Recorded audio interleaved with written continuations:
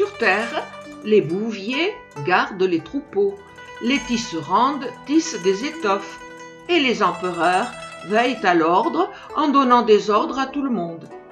Eh bien, au ciel, c'est pareil. Sauf que le bouvier y garde des étoiles, la tisserande y tisse nuages et brouillards, et l'empereur son père commande même aux éléments. Sur terre, les bouviers s'en vont par monts et par vaux à la recherche de pâturage, tandis que les tisserandes vivent enfermées dans des maisons ou des châteaux, et il y a très peu de chances à ce qu'ils se rencontrent. On peut supposer qu'au ciel, qui est tellement plus vaste, une telle rencontre est à peu près impossible.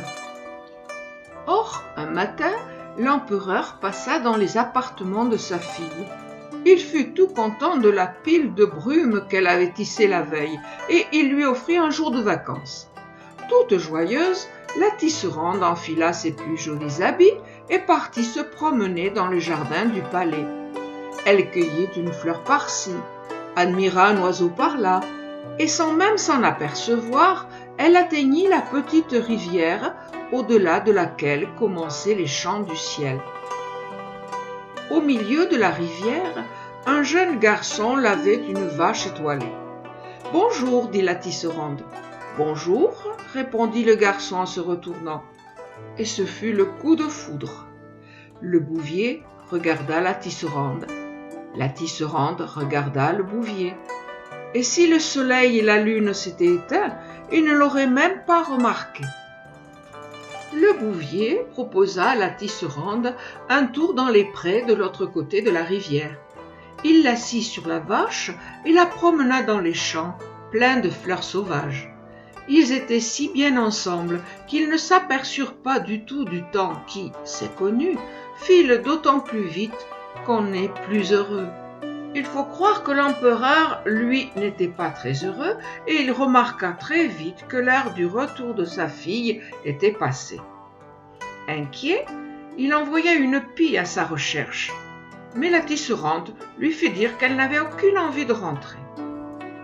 L'empereur lui-même dut aller la chercher, et lorsqu'il découvrit le bouvier, sa rage dépassa toutes les bornes. Il entraîna la tisserande de l'autre côté de la rivière et puis il ordonna au flot de gonfler, rugir et s'élargir pour devenir le fleuve le plus large et le plus tourbillonnant du monde, la Voie lactée. Mais la tisserande ne marcha qu'à reculons dans l'espoir de revoir son cher bouvier. Et lorsque l'empereur l'eut enfin enfermé dans sa chambre, elle passa le plus clair de son temps à imaginer les yeux du bouvier et la voix du bouvier et ne tissait presque plus. Même lorsque l'empereur était auprès d'elle pour l'obliger à travailler, ses pensées s'envolaient au-delà de la Voie lactée, et les nuages en devenaient pleins de trous, et les brumes tout effilochées. Quant au bouvier, les étoiles pouvaient bien s'égarer dans les champs infinis du ciel, ou se noyer dans le fleuve infranchissable qui le séparait de sa chère tisserande. Cela lui était bien égal. L'empereur ne savait plus où donner de la tête. La rencontre d'une princesse et d'un bouvier, c'était déjà un beau scandale, mais le calendrier et les saisons sans dessus-dessous, c'était la fin du monde. Il réfléchit longtemps, décida de changer le bâton pour la carotte et offrit aux jeunes gens un jour de retrouvailles par an s'ils s'acquittaient bien de leurs tâches les autres jours. Un jour par an, cela nous paraît peu, mais pour des immortels qui ont toute l'éternité devant eux, c'est assez raisonnable. Le bouvier et la tisserande se remirent donc au travail.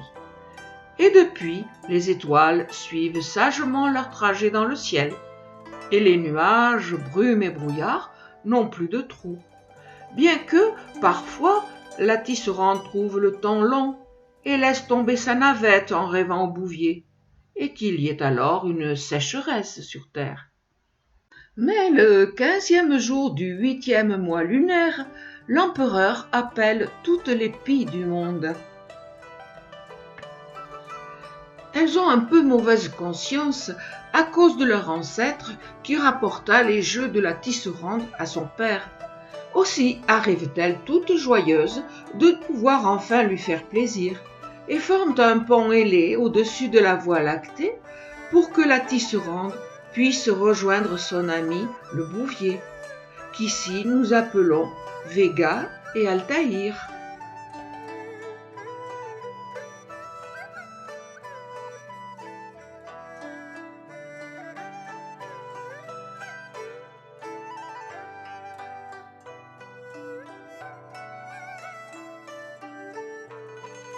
La fête de la mi-automne ou fête de la lune est célébrée dans divers pays de l'Asie de l'Est et du Sud-Est au soir du 15e jour du 8e mois lunaire, qui peut varier en fonction des années aux environs de septembre ou au début d'octobre sur notre propre calendrier.